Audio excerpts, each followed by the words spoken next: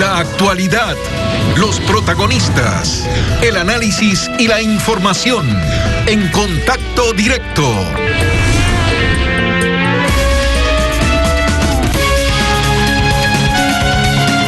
El feriado de octubre permite anticipar precauciones para el próximo feriado de noviembre y el peligro de un rebrote de la pandemia si no se aplican medidas de bioseguridad que aseguren la continuidad de esta nueva normalidad, así como la reactivación económica. Daniel Simancas, director del Centro de Investigaciones de la UTE, buenos días y bienvenido a Contacto Directo. Buenos días, Lenin, muchas gracias por la invitación. Respecto a lo observado durante los días de feriado de octubre, Juan Zapata, director nacional del ECU 911, reportó lo siguiente. Escuchemos. El director del sistema ECU 911, Juan Zapata, señaló que durante estos días de descanso no hubo ningún tipo de emergencias en los balnearios, en donde se monitoreó el distanciamiento a través de las cámaras de seguridad implementadas. La herramienta distanciados estuvo actuando en todo el operativo, no solamente mide aforo, sino el incumplimiento social. De cada 10 personas, 2 incumplieron el distanciamiento social. Incluso resaltó que el flujo de vehículos en las carreteras fue menor en comparación a feriados anteriores. Estos indicios permiten marcar un compás de optimismo respecto a la disciplina social en función de las medidas de bioseguridad. El primer feriado fue un feriado, si se quiere decir, exitoso porque hubo poca gente, poca movilización de personas. El segundo feriado ya hubo más en otras playas, por ejemplo, hay reportes en Montañita de aglomeraciones, de reuniones, de falta de distanciamiento, falta de uso de mascarilla, y nos vamos al siguiente feriado y lo que se ve y lo que se ha visto en el mundo es que la gente progresivamente va relajando las medidas y eso es peligroso para la curva epidemiológica. Precisamente eso queríamos mostrarle, Daniel, imágenes en donde se observan distintos balnearios del país y mire, ahí está, eso es playas, por ejemplo, General Villamil. No hay distanciamiento, el uso de la mascarilla es prácticamente una excepción y el coronavirus está allí, ¿no? Acechando permanentemente, es una realidad, no se ha ido. Entonces, frente a esto, ¿qué hacemos? Porque estamos también retornando a la normalidad y la gente está cansada del aislamiento y hasta del distanciamiento. Sí, hay que realizar campañas masivas de difusión a la población para no relajarse, para mantener las medidas de protección, porque el virus no ha pasado. Hay un lapso de 45 días de desaceleración en varios países, pero se viene una segunda ola en muchos de ellos, otros ya lo están viviendo, y es por el relajamiento casi total de las medidas de precaución, por un entendimiento de la población que el virus se ha ido y no se ha ido en ninguna parte del mundo, ¿no? Precisamente sobre eso le quería preguntar, Daniel. En varios países se ha retornado, se ha tratado de retornar a la normalidad en sitios de concurrencia masiva como playas, estadios, escuelas, y hay evidencias de rebrote. Esto abre quizás una expectativa de rebrote en el Ecuador. ¿Cuáles son los escenarios a los que podríamos estar viéndonos abocados? Bueno, el Imperial College nos da 3 escenarios. Siempre en epidemiología habrá 3 escenarios. Aumente las restricciones. Si usted aumenta las restricciones, disminuye los casos, estabiliza la curva y disminuye las muertes. Quita la saturación del sistema de salud. El segundo es mantener lo que estamos haciendo, es decir, las restricciones, pero uso obligatorio de mascarillas. Y el último es que disminuye las restricciones, lo que está pasando, es decir, que el uso de mascarilla no sea obligatorio, el distanciamiento tampoco, estamos viendo en muchas partes del país y lo que se avecina pues es un incremento, ojalá no sostenido, de los casos. Sin embargo, hemos visto pequeños picos en estas últimas semanas, pero que no son llamativos y que son datos alentadores porque la saturación del sistema sanitario ha disminuido, hay más rápido recambio de camas de hospitalización, las terapias intensivas continúan saturadas. Eso es efectivo, pero a la población es el mismo mensaje de siempre, ¿no? La única vacuna por estos momentos es el distanciamiento, la mascarilla, el lavado de manos, evitar aglomeraciones, reuniones. Eso es lo que nos salvará de una segunda ola posiblemente. Todo depende del comportamiento de la gente. No hay una bolita de cristal para anunciar que en las próximas semanas o meses tendremos una ola. Si nos cuidamos, si nos comprometemos, definitivamente que podemos lograr evitar la segunda ola. Sin duda, el escenario ideal es que no haya rebrote, y para que eso suceda, pues hay que seguir las recomendaciones que acaba de dar Daniel. Es imprescindible que diariamente y en el próximo feriado también se observen cuidadosamente las medidas de bioseguridad. ¿Cuál es la situación actual de los índices de contagio en el Ecuador? ¿Desde dónde estamos partiendo hacia esta nueva normalidad, Daniel? Bueno, tenemos una reducción parcial del índice de contagio. Estamos en un intervalo entre menos de 1, 0.9 a 1.3. Otros, en Quito, por ejemplo, estamos en 1.5 la velocidad de contagio, pero estos números incrementados de casos que vemos en los reportes son también fruto de una actualización de estas pruebas represadas que tiene el sistema sanitario. Hay más de 60,000 pruebas que son resultados que no se ha dado a la población, a los pacientes, y eso se está actualizando, y vemos que el número incremental de reporte de casos nuevos no se correlaciona directamente con la saturación de hospitalización, emergencias y cuidado intensivo. Esto nos motiva porque hay una desaceleración, hay un respiro en el sistema sanitario parcial, pero definitivamente que esto no quiere decir que el virus ha pasado y que tenemos que relajarnos completamente. El virus ha tenido una conducta diferente en las distintas provincias, en los distintos cantones del país. ¿Cuáles son esos cantones que al día de hoy tienen más y menos contagios? Bueno, existen 20 cantones con exceso de mortalidad. El exceso de mortalidad es el indicador más fiable que tenemos. Es un indicador del registro de muertes que nos da el registro civil, y especialmente en las provincias del Carchi, las provincias de rurales de Pichincha, provincias de Azuay, tienen cantones que están variando, el comportamiento es dinámico, incrementando y bajando el número de casos. Entonces, las realidades, incluso por parroquias, son diferentes. No podemos, desgraciadamente, hacer el número de pruebas suficientes. No tenemos un sistema de vigilancia epidemiológica que nos pueda determinar estas zonas calientes para incluso medir el riesgo diferencial en una u otra cantón o en una u otra parroquia. Esos datos no están disponibles para el análisis de la academia, pero los datos del registro civil sí, tenemos 20 cantones que están con exceso de mortalidad. En relación al SARS-CoV-19, todo es nuevo, se aprende todos los días. En Holanda murió la primera mujer reinfectada, tenía 89 años y además sufría de un raro cáncer. En un momento, Daniel, se habló de inmunidad luego de infectarse por primera vez. ¿Eso ha quedado descartado o no sé, se mantiene todavía vigente ese criterio médico que se había expresado con anterioridad? Bueno, la inmunidad es evidente. Nosotros tenemos que tener esperanzas de una inmunidad. Sin embargo, nosotros esperábamos que esta inmunidad dure al menos un año, y lo que se ha visto es que los rebrotes, los repuntes se están dando en 3 o 6 meses, incluso reinfecciones documentadas. Aquí el mensaje no puede ser ambiguo a la población. El mensaje debe ser claro. Hay un riesgo, aunque mínimo, de reinfectarse, de reinfección, y entonces, independientemente que a usted le haya dado o no el nuevo coronavirus, hay una posibilidad de reinfectarse y tiene que seguir manteniendo las medidas de precaución. No hay una inmunidad sostenida, no hay una inmunidad que se haya documentado científicamente que le evite una nueva infección, y por las diferentes variantes genéticas que tiene el virus es posible y se ha documentado. Así que independientemente de si ya se infectó o no, por favor, mantener las mismas medidas de precaución. A estas alturas, y habiendo pasado tantos meses desde que llegó la pandemia a nuestro país, ¿seguimos teniendo únicamente como referencia lo que sucede en otros países, o ya tenemos nuestros modelos propios desarrollados, Daniel?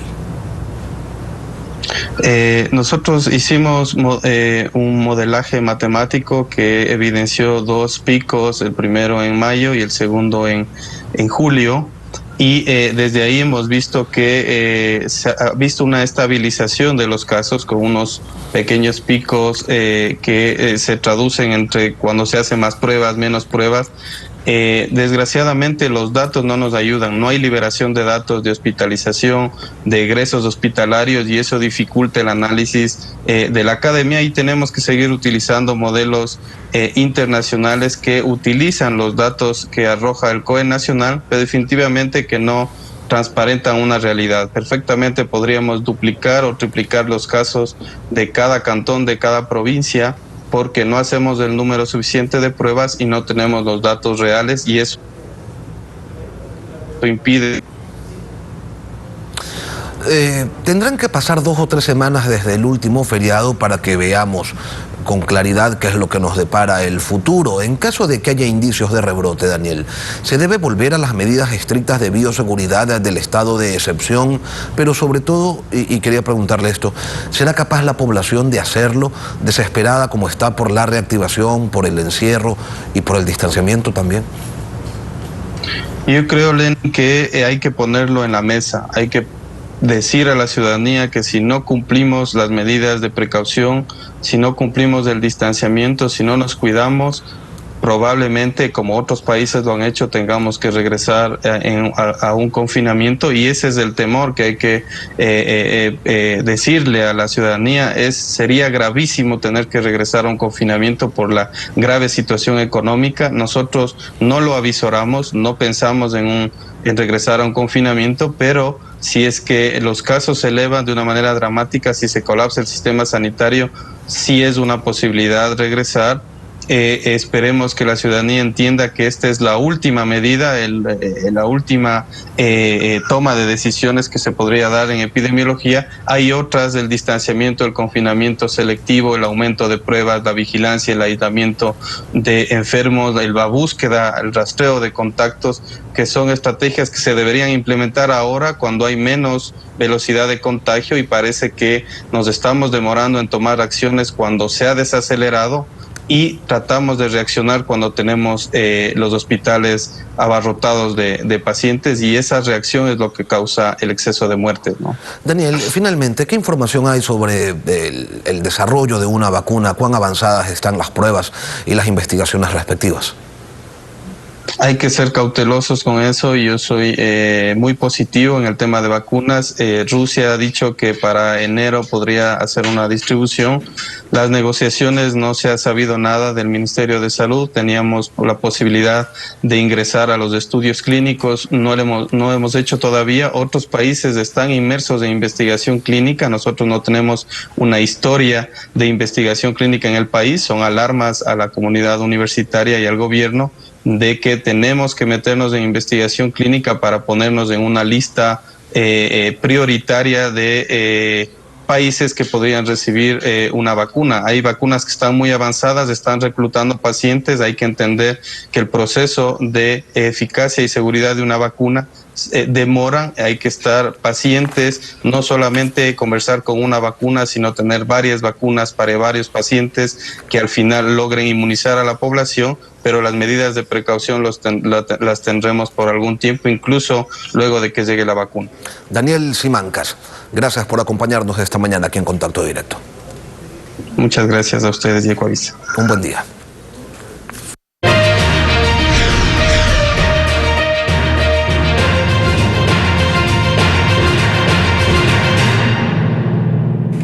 La inmunidad electoral creada por el Código de la Democracia suspende los enjuiciamientos penales que luego se reanudan, pero abren la posibilidad de fuga al exterior, mientras que las campañas electorales auspiciadas por prófugos abre cuestionamientos más profundos. Alfredo, buenos días.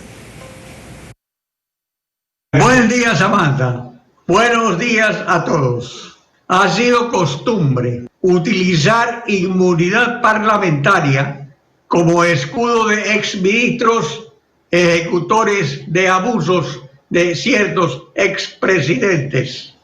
Pero inmunidad electoral para evitar procesos y detenciones no excluye procesos iniciados, que se suspenden con sus órdenes de prisión. Está claro entonces que será usada para pasatiempo de moda, darse a la fuga. Pero eso no es todo. Hay eslogan de campaña que para atraer votos proclama a voz en cuello: fulano inocente, sutano presidente, lo que implica varios contenidos de fondo: insulto a electores, invitación al desacato, burla a la moral, incitación a irrespetar la ley, una provocación. Los hechos consumados lo dirán. Esto recuerda cuando en Colombia vociferaban por abogado de Pablo Escobar: delincuente o no delincuente, Santofimio presidente.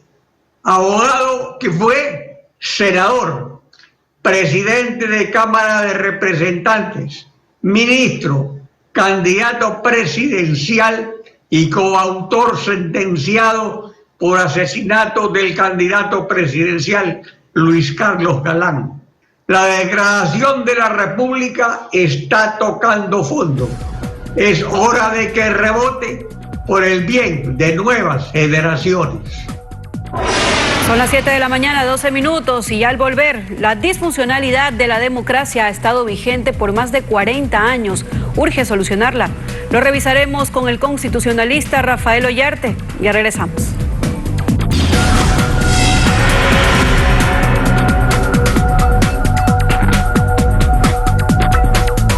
Hace 41 años la dictadura militar restauró la democracia, pero el sistema que se aplica ha sido reformado en diversas ocasiones y siempre ha estado presente la disfuncionalidad de un régimen mixto que se anula combinando el presidencialismo reforzado y la soberanía parlamentaria. Rafael Ollarte, constitucionalista.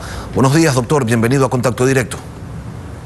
Buenos días, don Lenín. Un placer estar con usted y con todos los amigos de Contacto Directo.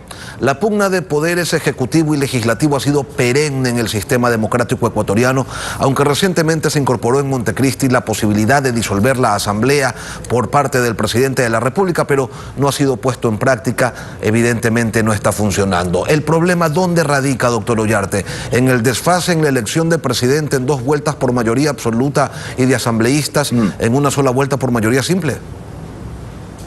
Bueno, se ha intentado tener una segunda vuelta con una elección parlamentaria. De hecho, eso ocurrió en la elección del año 79, porque usted recordará que en la primera vuelta quedaron finalistas Jaime Roldós y Sixto Durán, y en la segunda vuelta, que se realizó meses después, 9 meses después, se hizo la segunda vuelta electoral con la elección parlamentaria, en la que participaron también ex candidatos presidenciales, por ejemplo Rodrigo Borja, y de ahí salió un parlamento que, bueno, con muchas personalidades, visto que durante la década anterior habíamos vivido en dictadura, habían estado entre comillas en receso, ¿no? Ahí también le tuvimos a don Assad Bucaram, que presidió la Cámara Nacional de Representantes, luego a Raúl Vaca Carbo, pero claro, ahí recuerde que se comenzó a dar también el tema de los camisetazos, ¿no? El tema de la pugna de poderes, que inmediatamente la acusó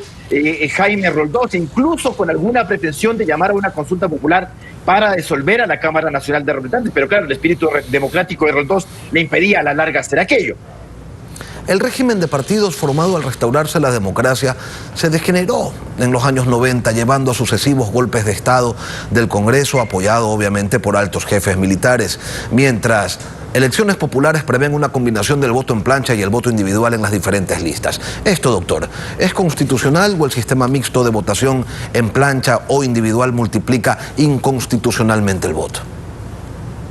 A ver, nosotros tuvimos tradicionalmente el voto en lista cerrada, es decir, usted solamente podía votar por un partido o movimiento político. Esto se cambia en el 97 para la elección de la Asamblea Constituyente y se consolida en la Constitución 98, en lo cual ya nos permitían votar por una lista o entre listas, se decía. Entonces usted podía votar por el cantante de la lista A, por el futbolista de la B, por el popular de la lista C o por el no sé cuánto de la lista Z.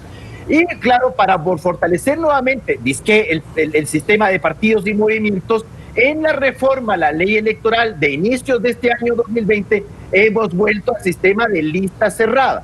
Algo que siempre hacemos en Ecuador es estar modificando permanentemente el sistema de adjudicación de escaños. De Hunt, Imperiali, de Jare, cocientes y residuos. No porque sea el mejor, sino porque nos conviene más a la hora de contar los votos y asignar los escaños. Pero recordemos que para la elección parlamentaria de febrero, que va a ser en primera vuelta, la lista será cerrada. Usted ya no puede tener este voto individualizado por un candidato de aquí y otro candidato de allá.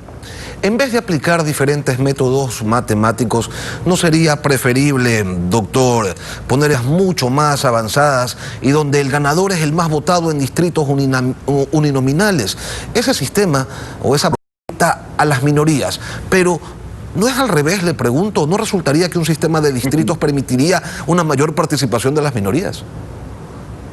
Bueno, todo depende también de su sistema de partidos. Si usted tiene unos partidos fuertes y establece distritos uninominales, claro, podría ocurrir que los partidos más fuertes se lleven en cada distrito al candidato a diputado o a senador, si es que tuviera un sistema binominal, que también pretendemos volver a él con la reforma parcial propuesta por Pablo Dávila, Irán Pérez Luz y otros.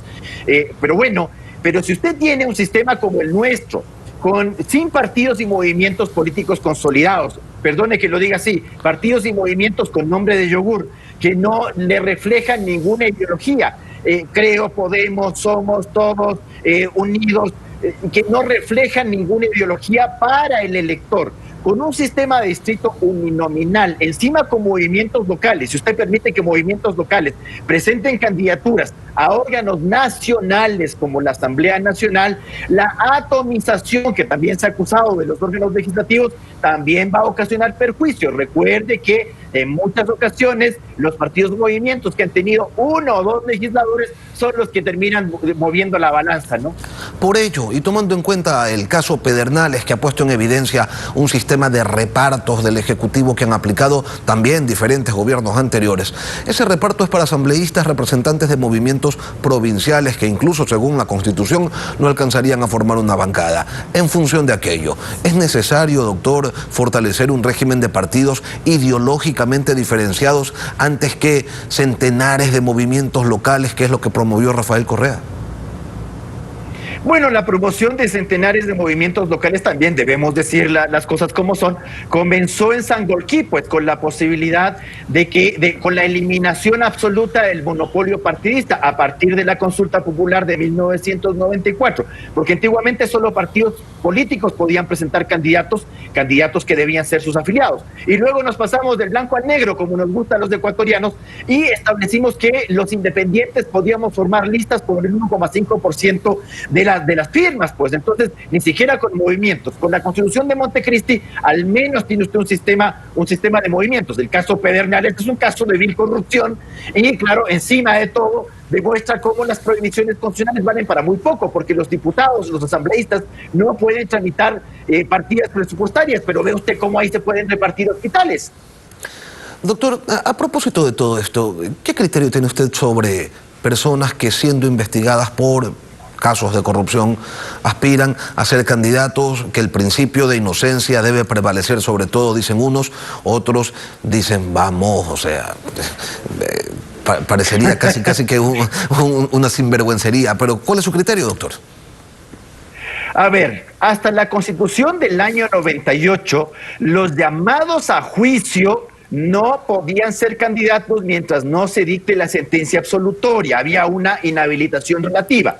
Alguien dijo en Montecristi que eso afectaba el principio de inocencia. A mi juicio eso no es así. A ver, si es que usted tiene un candidato con proceso, y que además con la calificación de la candidatura conforme al artículo 108 de la ley electoral, encima de todo gana una inmunidad, su proceso se suspende y naturalmente también sus medidas cautelares, como bien dijo don Alfredo Pino Argote, facilitando la huida pues del procesado para que el procesado pase a ser prófugo. Pero bueno, en una propuesta de reforma parcial que recién les comenté, también se propuso volver al sistema del 98 en el cual los llamados a juicio, no los indiciados, no los indagados, no los investigados, ni siquiera los instruidos, ni siquiera en fase de instrucción fiscal, pero sí los llamados a juicio estuvieran inhabilitados relativamente, para evitar esta vergüenza de que usted tenga alguien que se posesione, es condenado y pierde la investidura. Pero la Corte Constitucional también incurrió, a mi juicio, en ese error de que esto tiene algo que ver con la presunción de inocencia. El principio de probidad gubernamental está por sobre los derechos del candidato, por eso es que hay requisitos, por eso es que hay inhabilitaciones. Yo no puedo entender que una inhabilitación, un requisito, altera la participación ciudadana, entonces presentemos a cualquiera, pues.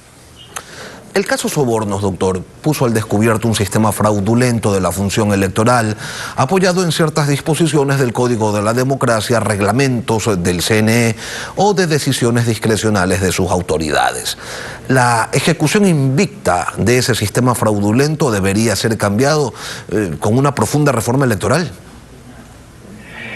Mire, no es cosa solo de reglas, porque usted tiene reglas, el problema es que no las cumple ni las hace cumplir. En eso falla permanentemente este Consejo Electoral. Vea lo que pasó con la elección del Consejo de Participación Ciudadana. Se saltaron las reglas del debate.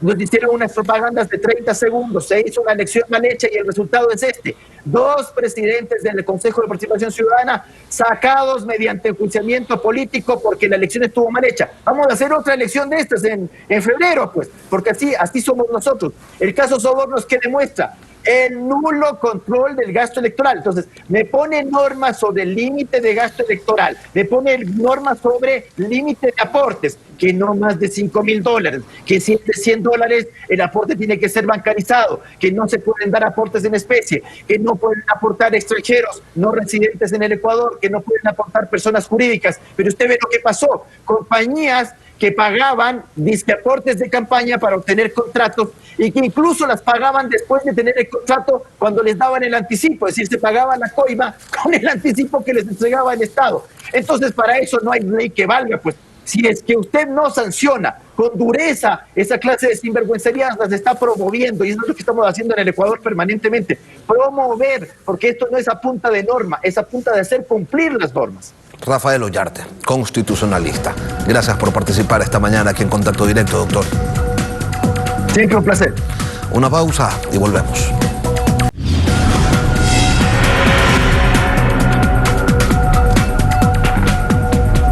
Son las 7 de la mañana con 29 minutos. De esta manera estamos finalizando ya Contacto Directo. Como siempre, gracias a ustedes por la sintonía. Lenin, nos vemos el día de mañana. Será así, que tengan todos un buen día. Las noticias continúan aquí en la señal de Coavisa, en Televistazo, en La Comunidad. Hasta mañana.